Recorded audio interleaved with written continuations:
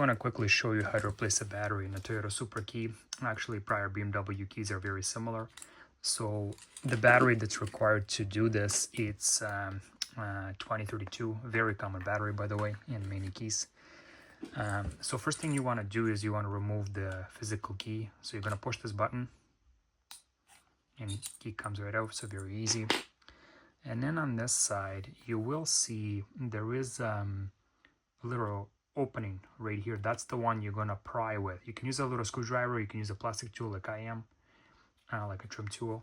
So what you want to do is, it's very gentle. You want to push in and you want to pry up. There it is, just like that. This slides right out, the lid.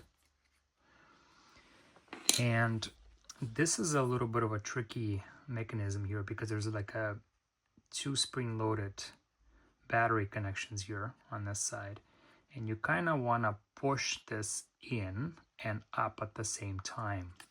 So I'm going to use a little bit of sharper tool. Once again, you can use a screwdriver if you like, but I'll use this plastic. And what you want to do, oops, there it is. So you want to kind of push and up, and it comes right out. And that's the 2 spring-loaded latches that I'm talking about right here. You're going to take a new battery.